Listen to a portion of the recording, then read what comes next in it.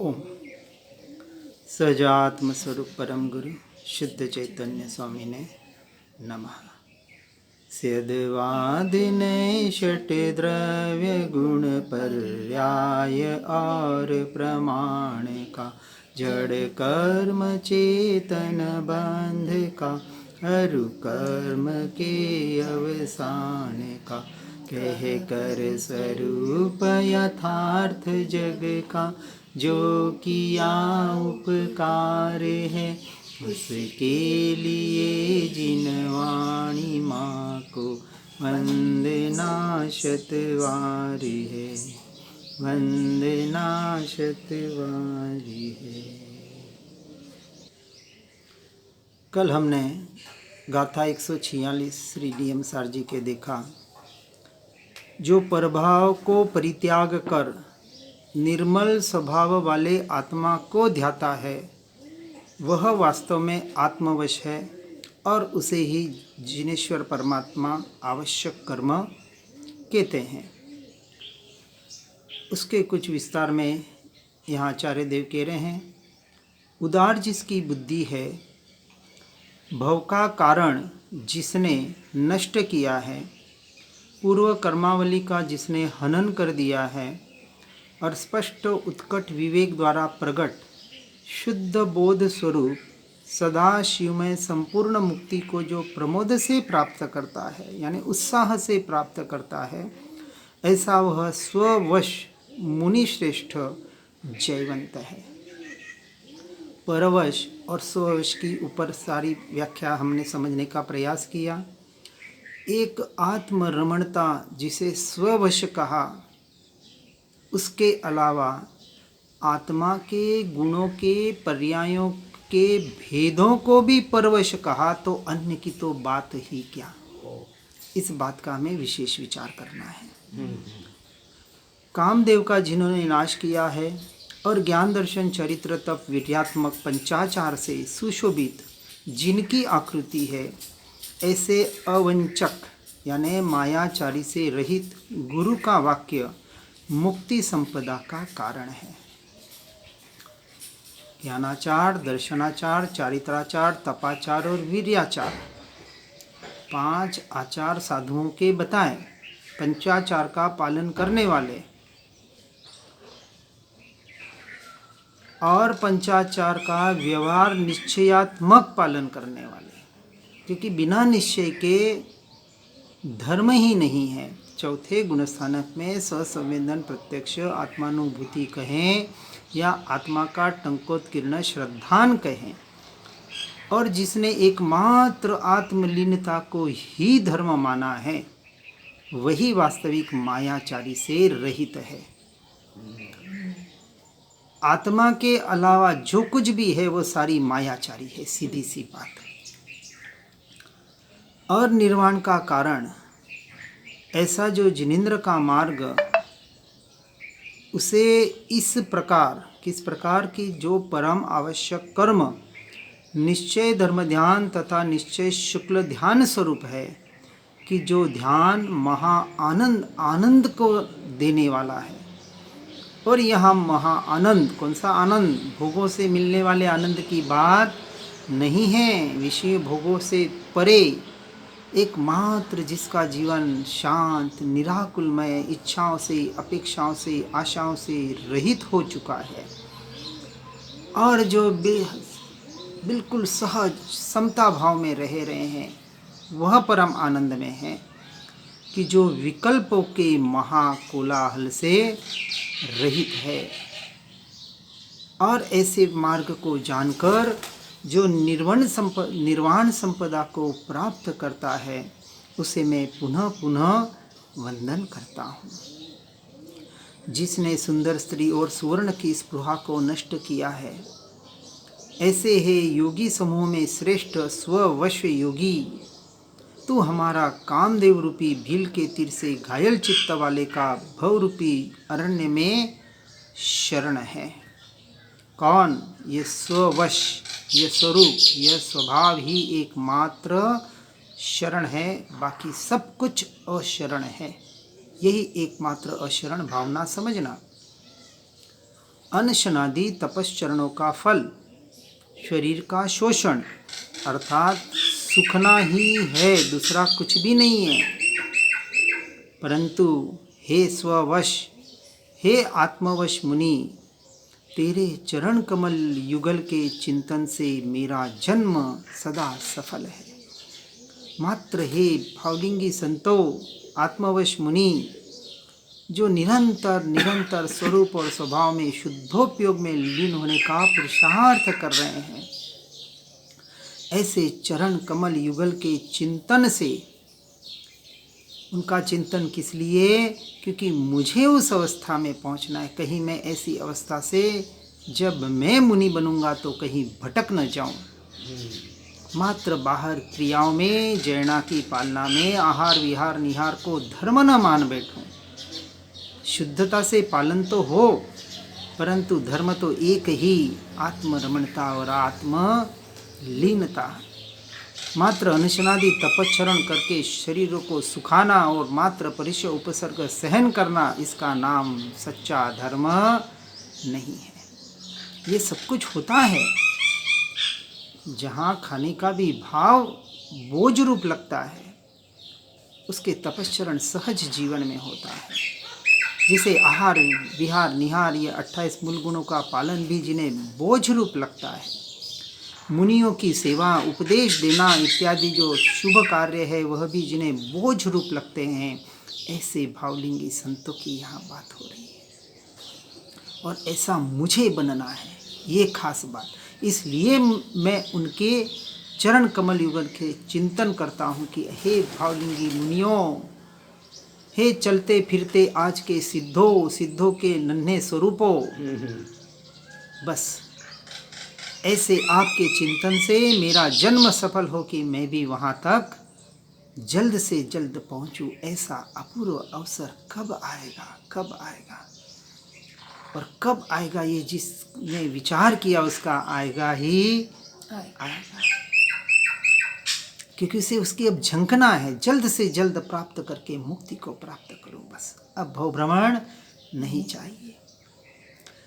जिसने निज रस के विस्तार रूपी पूर द्वारा पापों को सर्व ओर से धो डाला है, सारे पापों को कर्मों के संवर और निर्जरा किससे? निज रस से, उस ज्ञान रूपी अमृत की धारा से जिसने सर्व ओर से धो डाला है, और जो सहज समता रस से पूर्ण भरा होने से पवित्र है, और जो पुराण यानी सनातन है, शाश्वत है, अनादि से चला आ रहा है और अनंत काल तक इसके अलावा दूसरा मार्ग नहीं है। इसलिए आचार्य कुंद देव समयसार जी में स्पष्ट कहते हैं, जिन्होंने भी यह मोक्ष का मार्ग पाया और मोक्ष पाया, भेद ज्ञान और भेद विज्ञान से ही पाया, और कोई दूसरा रास्ता हमारे पास तो नहीं है। जो स्ववश मन में सदा सुस्थित है, अर्थात जो सदा मन को भाव को स्ववश में करके विराजमान है, स्वरूप में स्वभाव में लीन है, और जो शुद्ध सिद्ध है, अर्थात जो शुद्ध सिद्ध भगवान समान है, ऐसा सहज तेज राशि में मग्न जीव कौन? जो ऐसे स्वरूप में मग्न है, समझकर जो समा गए और समझकर जो समा रहे हैं, ऐसे जीवों की बात हो रही है। और ऐसे जीव जयवंत वर्ते, जयवंत वर्ते। सर्वज्ञ वीतराग में और इस स्ववश योगी में अभी कुछ भी भेद नहीं है। इसलिए भावलिंगी मुनियों को चलते फिरते छोटे नन्हे सिद्ध कहा। तथापि अरे रे, हम जड़ है कि उनमें भेद मानते हैं। इस जन्म में स्ववश महामुनि यानी भावलिंगी मुनि एक ही सदा धन्य है कि जो अनन्य बुद्धि वाला रहता हुआ यानी निज आत्मा के अतिरिक्त अन्य के प्रति लीन न होता हुआ सर्व कर्मों से बाहर रहता है। कर्म है, कर्मों के उदय से परिचय उपसर्ग सहन हो रहे हैं, लेकिन वहाँ अंश मात्र भी उपयोग नहीं जाता। कर्मों को अपना मानना जिन्होंने चौथे गुणस्थानक में छोड़ दिया, वो छठे गुणस्थानक में उन कर्मों के उदय की परवाह करेंगे? अंश मात्र भी नहीं करेंगे। जब दीक्षा लेते हैं तब क्योंकि वीरों का मार्ग कहा, और इतना वीरता, इतनी पुरुषार्थ वास्तविक क्षत्रिय लोग ही कर पाते हैं। करो या मरो। जब निकलते हैं दीक्षा लेने के लिए पूरी समझ के साथ, सम्यक दर्शन, ऐसे सम्यक दृष्टि जीव कि आज वन जंगल में जाएंगे, दीक्षा लेंगे और एकांत में अपने ध्यान में लीन होते हुए कोई बाघ और शेर आ जाए और इस शरीर को खा जाए तो भले खा जाए, क्योंकि खाएगा तो क्या होगा, पुद्गल के परमाणु उसके पेट में जाएंगे, मैं तो उसके पेट में जाने वाला नहीं। मरेगा तो कौन मरेगा? अरे ये मरण धर्म है, वैसे ही मरे या जिए इससे मुझे क्या। ये तो क्षण क्षण मर रहा है, हर क्षण मर रहा है। द्रव्य मरण भी हो रहा है और द्रव्य मरण के साथ उसमें एकत्व करके मैं अपना स्वयं का भाव मरण कर रहा हूँ। क्षण क्षण भाव मरणे का अही राची रहे।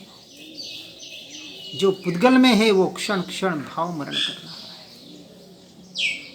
इसलिए निज आत्मा के अतिरिक्त अन्य के प्रति लीन न होता हुआ ऐसा अनन्य बुद्धि वाला सर्व कर्मों से बाहर रहता है।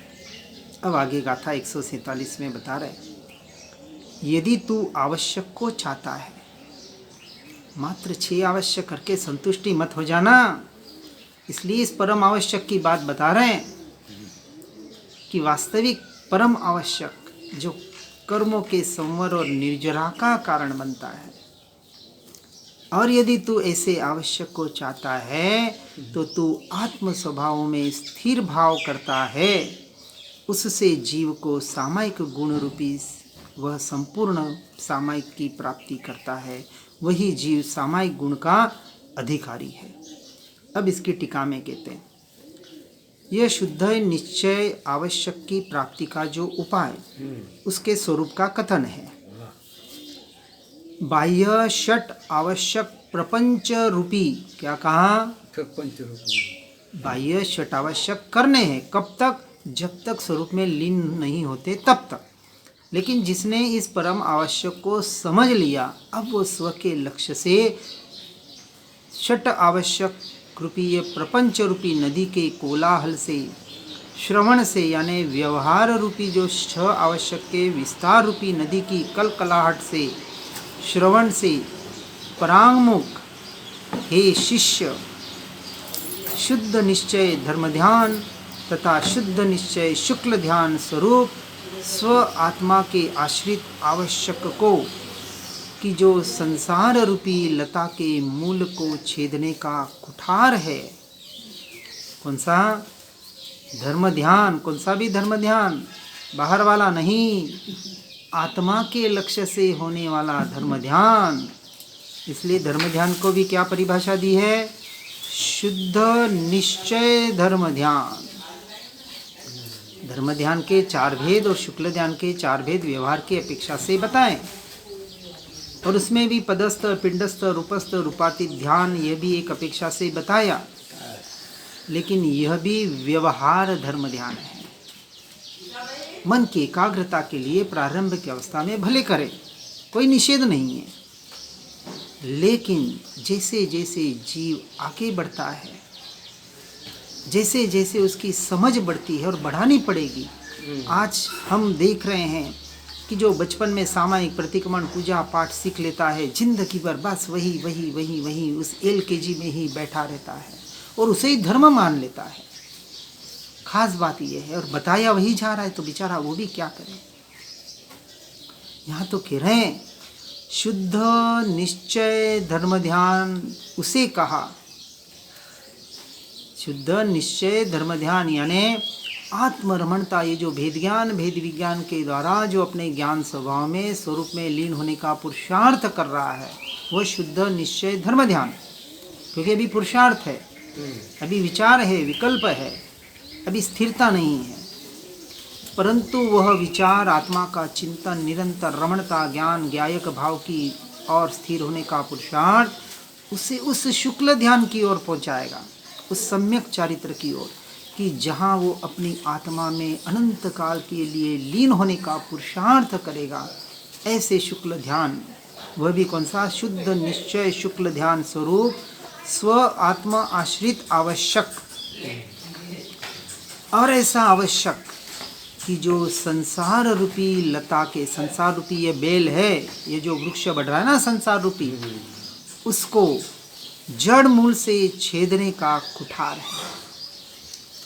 आज दिन तक धर्म के नाम पर जितना भी काम किया, पत्तों को तोड़ा, टहनियों को तोड़ा, डालियों को तोड़ा और पेड़ को भी तोड़ दिया, लेकिन मूल आज दिन तक वैसा का वैसा पड़ा हुआ है और फिर हरा भरा हो जाता है। एक भाव में लगता है कि देखो मंद कषाय मंद हुई, इतना तो किया, इतना तो घोर तपश्चर्या भी कर ली, मुनि व्रत भी धारण कर लिया, ये भी कर लिया, लगता है देखो कितना हो गया। लेकिन अभी मूल ये मिथ्यात्व, ये अज्ञान दशा जो संसार रूपी वृक्ष का मूल है, उसको नहीं तोड़ा। पहले मूल को तोड़ो।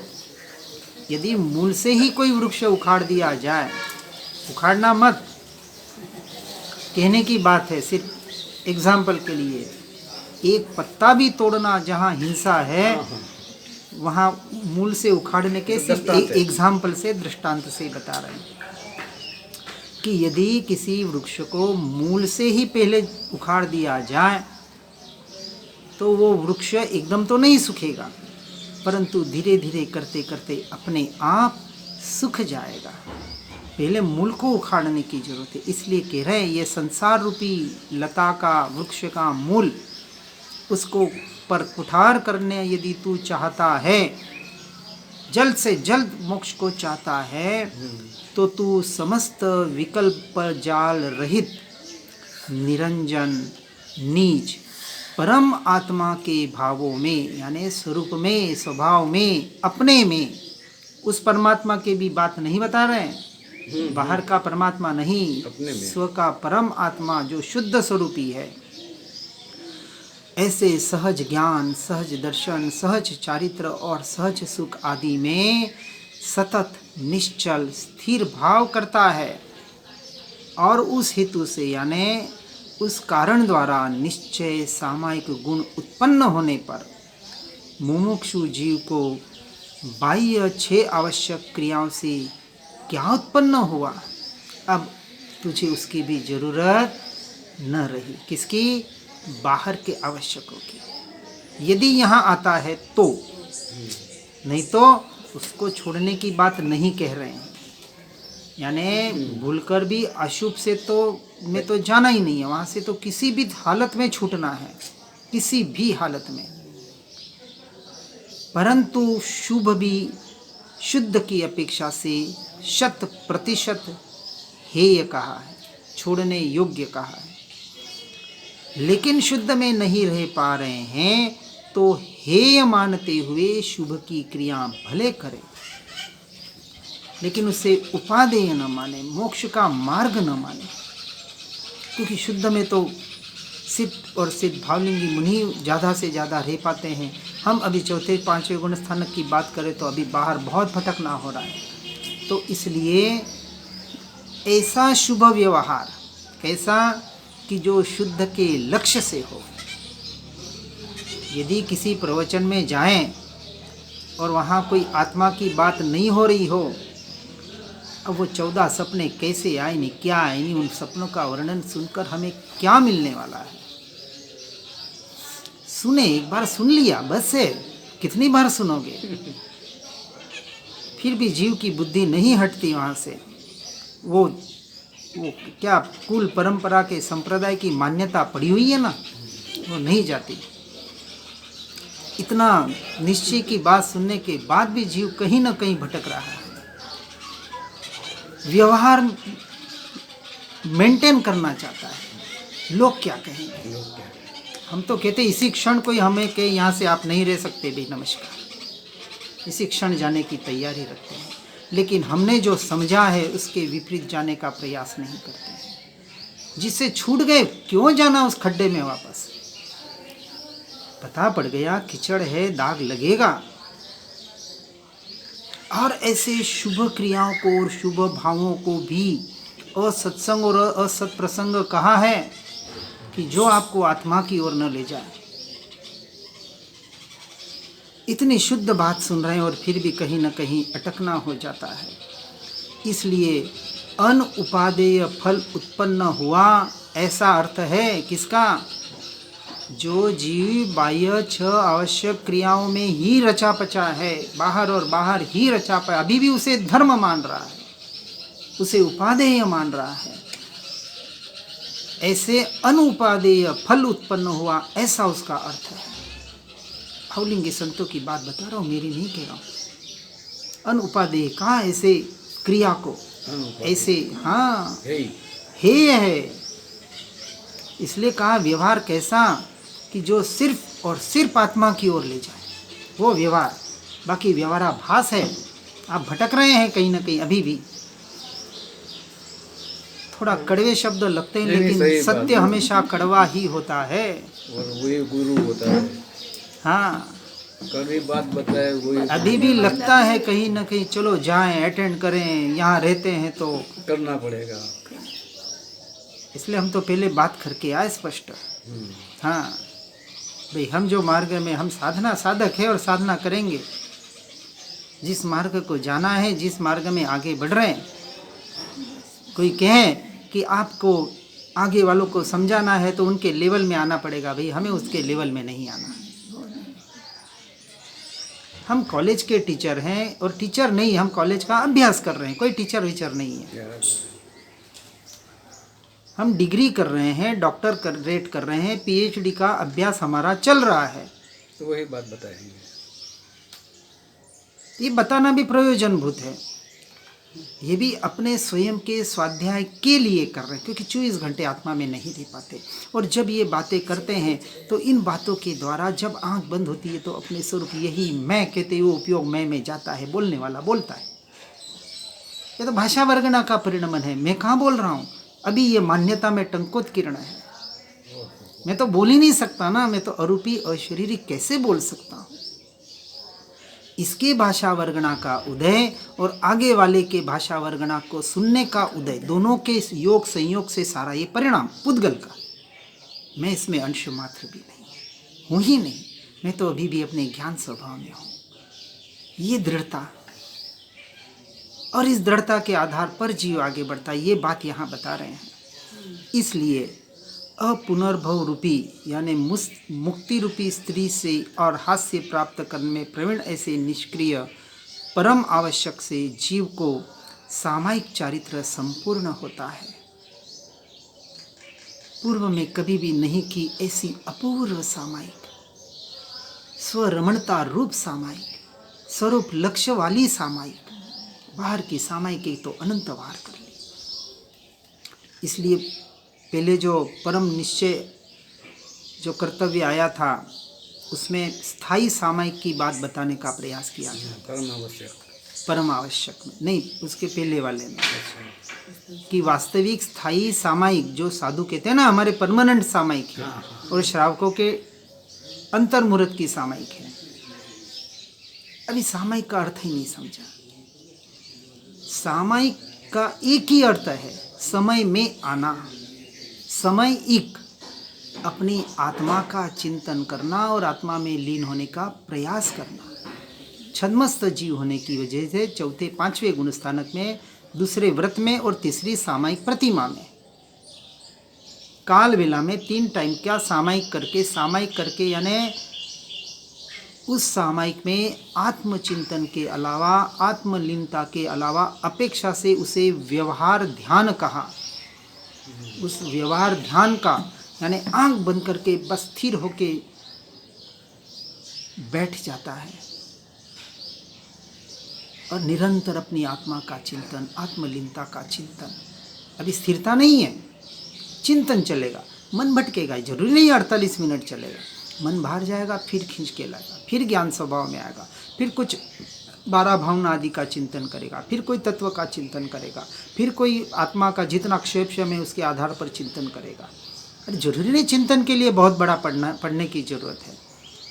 मैं आत्मा हूँ, मैं ज्ञान मात्र हूँ, ज्ञान को ही जान रहा हूँ, ज्ञान ही जानने में आ रहा है, इतने 4 शब्द भी आ जाए तो काफ़ी है। इसको रटन करो निरंतर, और उसके द्वारा ज्ञान स्वभाव में कुछ देर फिर शांत हो जाओ और एहसास करो कि मैं ज्ञान स्वभाव में ही हूँ, मैं अपने में ही हूँ। ये बोल दिया, हूँ बोलते ही बिल्कुल शब्द बंद करो, विचार भी बंद करो और कुछ क्षण अपने में रहने का प्रयास करो। 48 मिनट इसका अभ्यास। फिर चौथी प्रतिमा में पौषधोपवास का 48 घंटे का करो और भावलिंगी मुनि की दशा तक पहुँचो। ये बात यहाँ बता रहे हैं, ये आवश्यक, ये सामायिक, इसलिए स्थायी सामायिक भावलिंगी मुनियों के होती है, द्रव्य लिंगियों के नहीं। द्रव्य लिंगियों के तो सामायिक भी नहीं है, क्योंकि सामायिक भी, सच्ची सामायिक भी सम्यक दृष्टि चतुर्थ गुणस्थान के आगे होती है। खाली कह दिया पुण्या श्रावक की सामायिक लेके आ जा तो दे देते, भाई करे में बनते बोल के पाल लेना और ये बोल के ले लेना और ये बोल के पाल लेना, चल दे दी सामायिक करो। आज दादा भगवान वाले देते हैं ना, ज्ञान दान देते हैं, आ जाओ हम ज्ञान विधि बताते, ज्ञान देते हैं। ये तो बाहर का ज्ञान है, अच्छा है, ठीक है, कहीं निषेध नहीं है, परंतु ज्ञान कोई लेने देने की वस्तु है ही नहीं। उस ज्ञान स्वभाव को बताओ, जो मैं हूँ, जो मेरे भीतर है, जो हर के भीतर है। हर जीव परमात्मा स्वरूप है, परंतु मुझे अन्य जीवों से क्या प्रयोजन, मुझे तो मुझसे प्रयोजन ना। तो मैं परमात्मा हूँ बोल के अंदर में स्थिर हो जाओ, उस परमात्मा स्वरूप में स्थिर हो जाओ। ये सामायिक। और ऐसी सामायिक, ऐसी क्रिया, ऐसा निश्चय जहाँ सुनने को न मिले, वो असत्संग और असत प्रसंग है। अब भीड़ लगेगी 14 सपनों में, करोड़ों की बोलियां होगी, जिसका अपना अपना धर्म। यहाँ तो कह रहे हैं, यदि किसी प्रकार मन निज स्वरूप से चलित हो, समय सारजी, प्रवचन सारजी, नियम सारजी, द्रव्यानुयोग का जो विषय विचार करें, आत्मा के अलावा कोई बात आई है क्या इनमें? जहाँ कहाँ की आत्म स्थिरता के आगे सारी क्रियाएं हैं, यह है। उस दशा तक पहुँचने का पुरुषार्थ करो, ये कहा जा रहा है। और हम कहाँ जा रहे हैं? ये सुनकर, पढ़कर। और किसी प्रकार से मन निज स्वरूप से चलित हो जाए और उससे बाहर भटके तो तुझे सर्व दोष का प्रसंग आता है। इसलिए तू सतत अंतर्मन और संविघ्न चित्त वाला, यानी वैरागी, विरक्त चित्त वाला हो, कि जिससे तू मोक्ष रूपी स्थायी धाम का अधिपति बन सकेगा। ये मोक्ष का मार्ग है। सम्यक दर्शन ज्ञान चारित्राणी मोक्ष मार्ग, तत्वार्थ श्रद्धानम सम्यक दर्शनम। 2 गाथा पहली ही आचार्य उमा स्वामी की तत्वार्थ सूत्र की काफ़ी है। और फिर बताया उत्पाद वय ध्रुव युक्तम सत, सत बता दिया, सम्यक दर्शन का स्वरूप बता दिया और तीनों की एक रूपता का नाम मोक्ष मार्ग बता दिया। बस करो इतना सा। कोई जरूरी है कि वो तत्वार्थ सूत्र पूरा पढ़ोगे तो आपको तत्व का ज्ञान होगा। अरे किसी को कुछ नहीं आ रहा है और किसी गुरु के पास चला जाए, सदगुरु के पास, ज्ञानी पुरुषों के पास, और उनकी एक एक बात सिर्फ मान ले, इतना सा मान ले। जैसे एक उदाहरण से कहते हैं ना कि कोई गुरु कहता है शिष्य को, दिन है और कहता है जा लालटेन लेके आ जा, दीपक लेके आ जा, दीपक जला, तो वो जला देता है। यदि पुण्य के उदय से ऐसे कोई सदगुरु ज्ञानी पुरुष मिल जाए और कोई अज्ञानी सीधा सादा खेडूत गांव वाला आ जाए और कहे कि मुझे आपका मार्ग प्राप्त करना है, मोक्ष प्राप्त करना है, आत्मा को प्राप्त करना है, विधि बताए, उसे कितने विधि की जरूरत है? उसे कह दिया भाई सबसे पहले तो सर्वसंग परित्याग के लिए तैयार है, तो कहेगा यस। वो आया उस लिए है कि आपको सारे संसार से छूटना पड़ेगा, इसी क्षण तैयार। अब आपको इस बात को मानना पड़ेगा कि आप आत्मा है, आप जड़ शरीर पुद्गल आदि और उसकी क्रिया आप नहीं है, आपकी नहीं है, तुम्हारी नहीं है। यस, स्वीकार, ये भी स्वीकार। तू देखने जानने वाला ज्ञाता दृष्टा मात्र है, यस स्वीकार। क्या करूं? बस कर इसका अभ्यास। अब वो अभ्यास करें। 1 महीना उसने अभ्यास किया, फिर कहे आगे, फिर कहा भाई तू पर का भी जानने वाला नहीं है, पर को जानते वक्त तो ज्ञान को जानने वाला है। ओके, अब वो पूरा महीना उसी का अभ्यास कर रहा है। अब वो कहे अब आगे, बस अपने में स्थिर हो जा। अब वो निरंतर बैठ गया ध्यान में लीन और अपने में स्थिर हो रहा है। देहात्म बुद्धि छूटती जा रही है। अब खाना पीना छूटता जा रहा है, वस्त्र है नहीं है, जीर्ण शीर्ण हो रहे, मेले हो रहे, वहाँ भी उपयोग नहीं जा रहा है। क्या ऐसा जीव पा सकता है या नहीं? 3 महीने में पा सकता है। और यहाँ तो महापुरुष 6 महीने का आधार देते हैं कि 6 महीने के भीतर भीतर ऐसा पुरुषार्थ करें, ऐसा जैसा अभी मैंने बताने का प्रयास किया। लेकिन वो ताकत, वो हिम्मत होनी चाहिए। सबसे पहले तो सबसे संसार से छूटने की ताकत होनी चाहिए। आत्मा आत्मा तो कर रहा है, और संसार में जैसा का तैसा रह रहा है, उनके लिए ये मार्ग नहीं है। विचार करना, त्याग वैराग्य न चित्तमा थाय न तेने ज्ञान, अटके त्याग वैराग्य मा तो भूले निज भान। 7वीं गाथा पहले ही बता दिया आत्मसिद्धि शास्त्र में।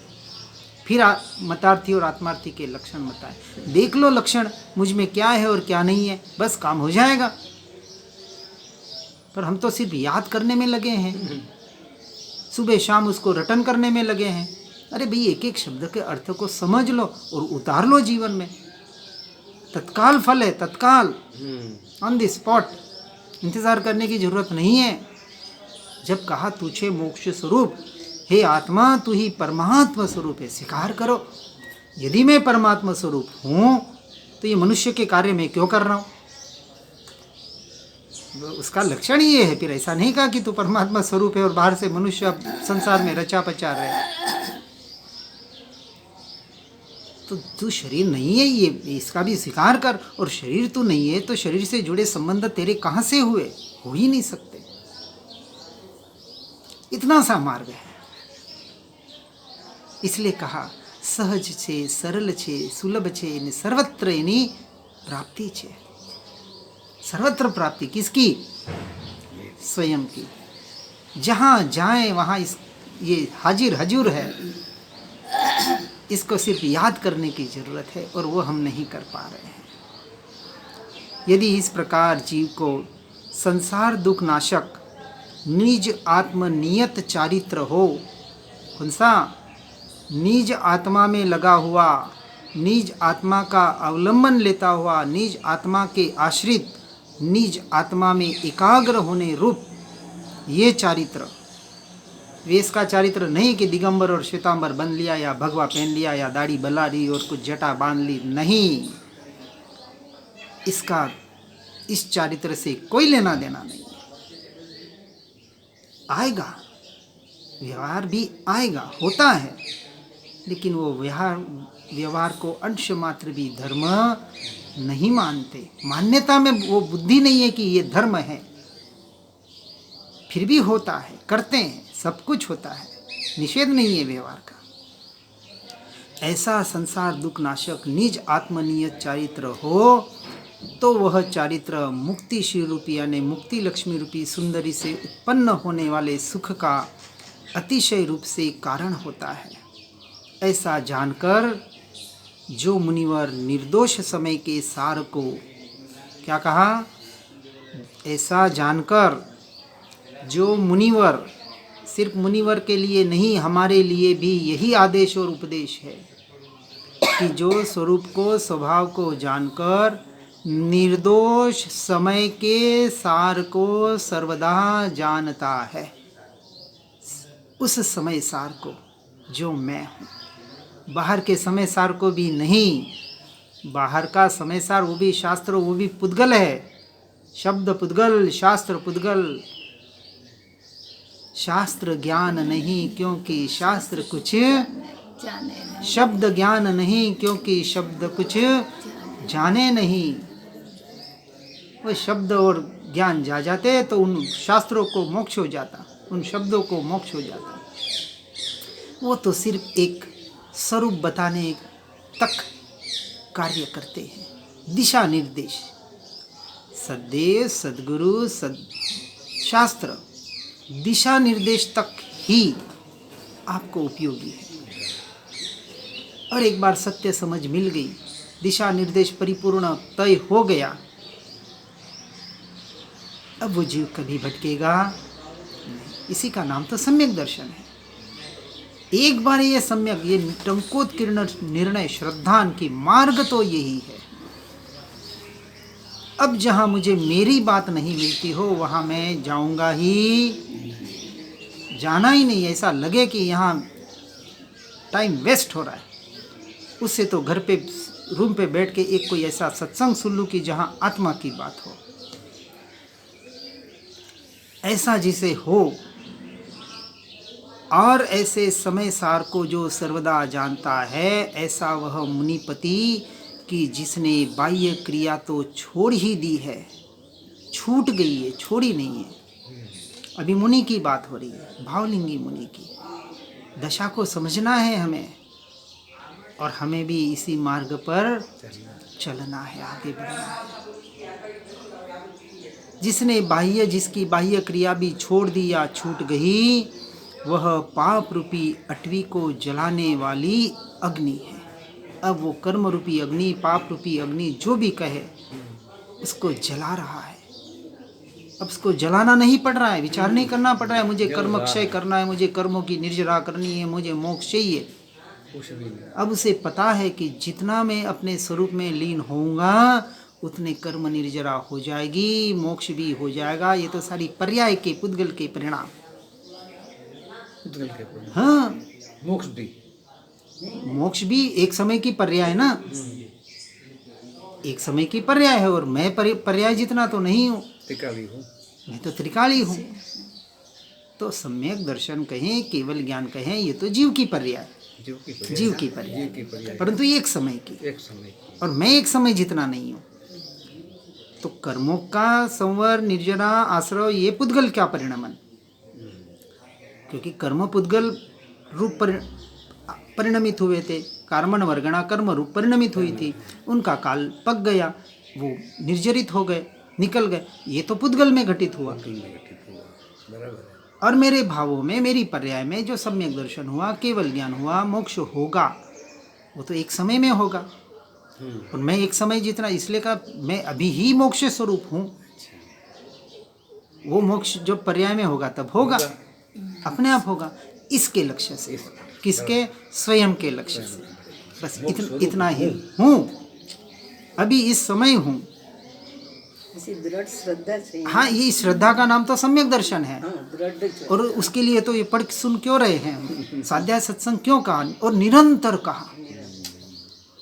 इसलिए कहा कि जहाँ आत्मा के लक्ष्य का स्वाध्याय सत्संग न हो, क्योंकि हमें अभी इसकी दृढ़ता करनी है, हमें अभी कोई व्यवहार नहीं समझना है, ये पक्का करना है। देशवृत्ति, सर्ववृत्ति समझ कर उसको बाजू में रखना है, अभी समझना है। समझना 14 गुण स्थानों को बराबर है, क्योंकि हम कहीं अटक न जावे। इसलिए भावलिंगी मुनि की दशा बता रहे हैं, जहाँ हमें मुझे पहुँचना है, मैं कहीं अटक न जाऊं, कहीं खाली वेश बदल लूं और अपने को मुनि मान लूं। जब तक वह शुद्धोपयोग की लीनता नहीं होती, अंतर्मुहूर्त में उसके लायक नहीं। तो 5वां गुण स्थानक 15 दिन के भीतर। चौथा गुण स्थानक, आत्मा का निर्णय हुआ कि नहीं हुआ तो पहले उसका अभ्यास करो। अभी मैं कहाँ खड़ा हूं, मुझे क्या करना है? तो 24 घंटे निरंतर इधर ऐसे टकोर होनी चाहिए मन के ऊपर मैं आत्मा हूँ, मैं आत्मा हूँ, वही पढ़े वही सुने। हम तो बार बार वही कहते हैं। व्यर्थ की बातों से हटकर क्यों आते हम निवृत्ति क्षेत्र में? हो सके वहाँ तक किसी से कोई परिचय नहीं, किसी से कोई बात नहीं, कौन कहाँ से आया नहीं क्यों आया, क्या लेना देना हमें। ज़्यादा से ज़्यादा पढ़े सुने, अपने स्वरूप में रहने, ये तो साधना, यहाँ ये साधना क्षेत्र स्थली है, यहाँ आके यही काम करना है। और ऐसे जो कार्य करता है वो नियम से उस तत्व को पाता ही पाता है। क्यों नहीं पाएगा? जो निरंतर उसी का अभ्यास कर रहा है, स्वरूप और स्वभाव में रहने की, वही सुनना, वही पढ़ना, वही चिंतन करना। क्रिया थोड़ी भाई जरूरी नहीं कि 24 घंटे सिर्फ पढ़ते रहेगा। थोड़ा देर पढ़ लिया, थोड़ी देर सुन लिया, थोड़ी देर चिंतन कर लिया, फिर अन्य क्रिया जब शरीर की शारीरिक क्रिया होती है तो उसमें भेद ज्ञान कर लिया। इस तरह से जो निरंतर स्वरूप और स्वभाव में रहने का प्रयास और पुरुषार्थ करता है, उसके लिए मोक्ष अब दूर नहीं। बस हर जीव सुनकर समझकर अपने स्वरूप और स्वभाव की लीनता का करने का पुरुषार्थ करके मोक्ष मार्ग पर निरंतर आगे बढ़े। इसी भावना के साथ ओम नमः सिद्धम। श्री जिनवाणी जिनवरवाणी जग जीवों को सुखदानी, मोह विनाशक तत्व प्रकाशक भविक जनों के मन आने। पूर्ण ज्ञान के महासिंधु से रत्न त्रय के रत्न मिले, ज्ञान भानु का उदय हुआ है, भव्यों के ही कमल खिले। मोह मान अज्ञान तिमिर को ज्ञान किरण से दूर किया, सुनय जगाती कुनय भगाती, स्यादवादि का मार्ग दिया। वस्तु स्वरूप यथार्थ बताया, बतलाया निज आत्म राम। धन्य धन्य जिनवाणी माता, शत शत वंदन सतत प्रणाम। शत शत वंदन सतत प्रणाम।